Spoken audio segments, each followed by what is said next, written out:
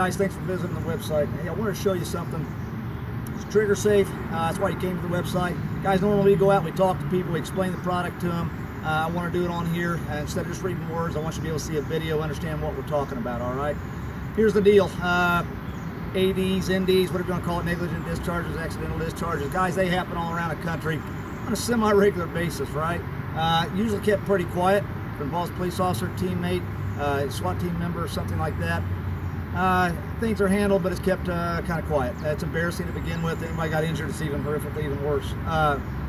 That being said, we had an ND in our department not too long ago, about a year and a half ago. It was truly call it an accidental discharge negligent. Long story short, guy had no positive control on the weapon. His hands were off the gun, right? They had done a SWAT deal. They were done with it. It was coming out of the house. He was climbing back into the armored car, Bearcat.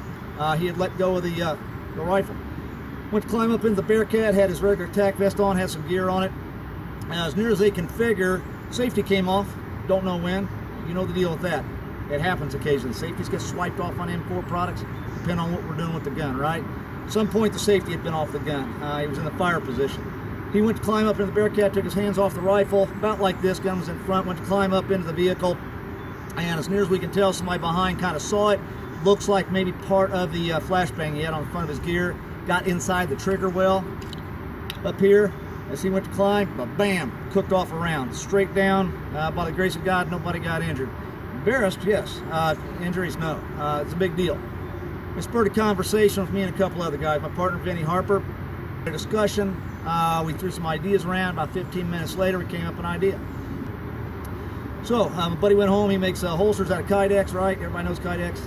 Makes them out of there. Went home that night, made what we had envisioned, came back the next day, and quite literally, it was perfect. It was simple, it was easy, it was quick, and it did exactly what we intended it to do, and that is to cover the trigger housing of the weapon system, right? Keep from getting fingers in there necessarily. We're going to do that operationally, but to keep other things in there, unintentional discharges of the weapon when we didn't want it to be. Guys, understand clearly, we're not advocating this as an operational piece. This isn't something I'd say put on your rifle and go make an entry and take it off when you need to shoot. We think that'd be ignorant. We're not going to advocate that at all. This is an administrative piece. Now, we've got some guys using it operationally. I'll explain what they're doing with them. But here's where we envision this thing being used administratively and where we're actually already using the thing administratively. Guys, again, covering a gun when you don't have positive control on it's a big deal. I'm out target shooting. I'm zeroing in my rifle of some sort. I'm going to go down range. Maybe I'm going to mark my targets. Guys, it's a hot gun. Now, I'll throw the safety on and I'll be conscious, but anytime I'm marking targets, I've got my hands off the gun. It's always bothered me. Man, there's a safety on. I got to watch this trigger. I like to keep my hands on the gun as much as possible. I'm sure you probably do too. So here's where this comes into play. I go forward, I'm going to go mark targets. I'm going to take my hands off the gun. That's fine. I'm going to throw Triggersafe on. Throw it on, boom. It's done, guys. If I want to, I can throw the gun on my back, right? I pull it back around. I still got it in place, guys. Can't really get into the trigger housing, pull around off. I've got around in the chamber. You can probably see right here. We got a little safety bar that we've extended out. Bumps up against the bottom of the safety. Guys, it adds a couple pounds of pressure. If I've got it on my back, I'm moving around doing things, and I've come back around on this side. Guys, it's less likely that it would have popped my safety off.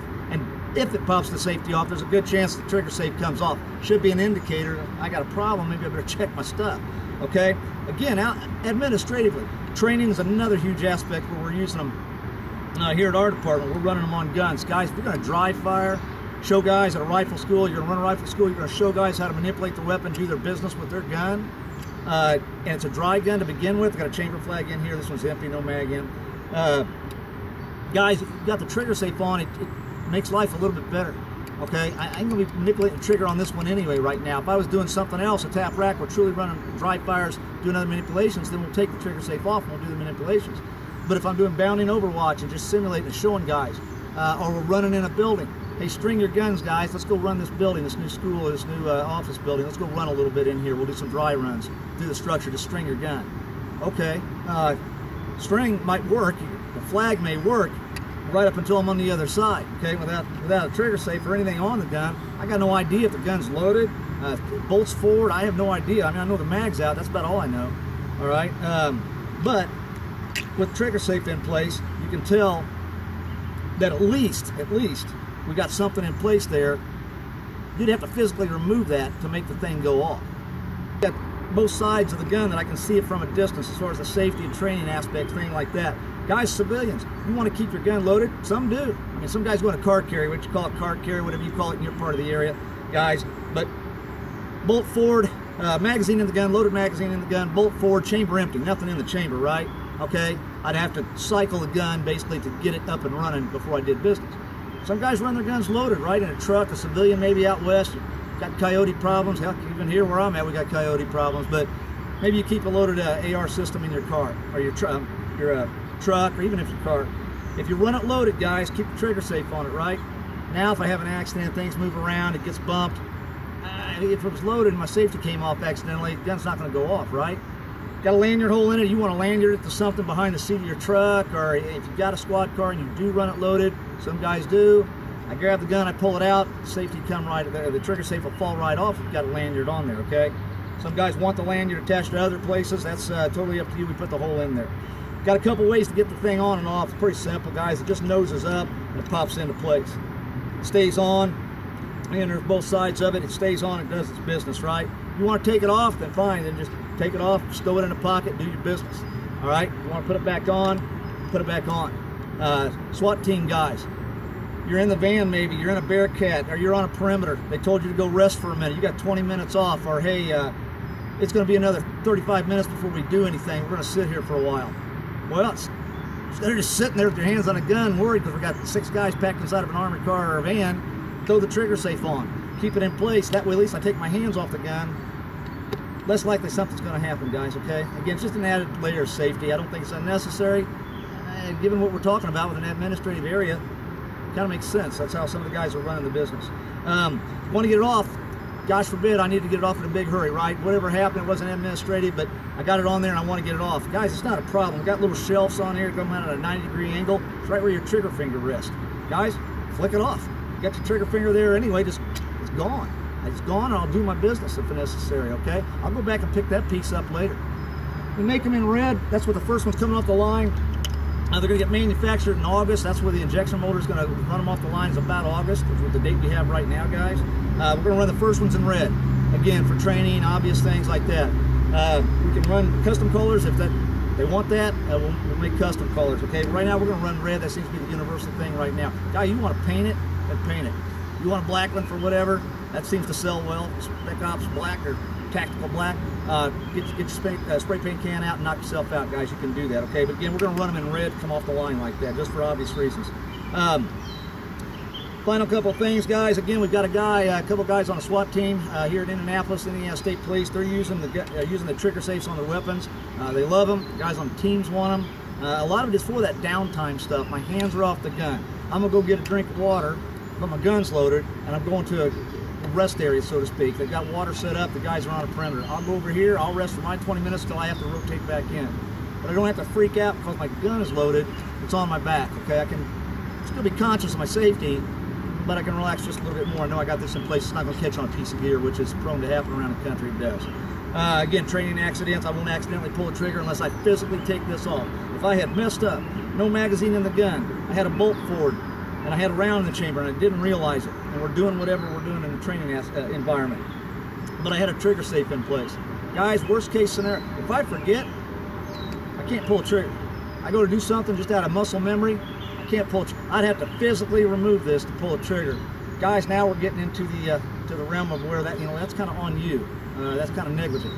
You're removing something, a safety product, pulling triggers. A couple steps in place before you cooked off a round. It is what it is, guys. Again, safety's a big deal. We're pretty big on safety, so imagine most of you probably are too. So you probably understand that.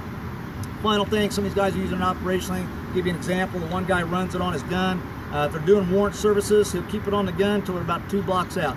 2 blocks out, he'll stow it in his dump pouch, right?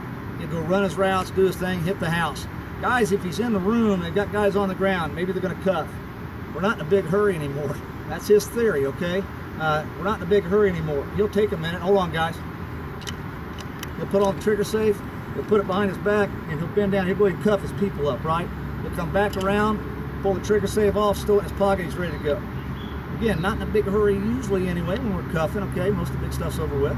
But he has found that moment that it's convenient for him to put this on and gives him a a little bit more extra safety. He's very comfortable with what he's doing. Okay, guys, thanks for tuning in, checking it out.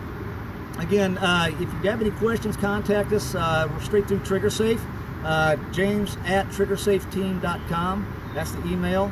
It's located on the site. You can find it. If you look on the top of the website, we're going to have a price list for police departments. We've got a discounts in place for multiple units. Again, over 50, you're going to get a discount on top of that. Over 100, you're going to get a discount on top of that. That's if you're ordering for your department, rifles out on the street. Right now, guys, we are running a pre-production 20% discount on the Triggersafe. We're starting to move the product now. We'll give you 20% off on the Triggersafe if you order now before production starts in August, okay? It's fairly decent. They're not expensive anyway, guys. Again, the price list on the thing, you can check them out. I am not the money guy, okay? That's my partner. I just do what I do. So, again, thanks for tuning in, guys. There it is. Hope you like it. If you have any comments, send me an email. Let me know if you're interested. Contact me by email or cell phone. We've got that on the site, too. Thanks again, guys. Stay safe.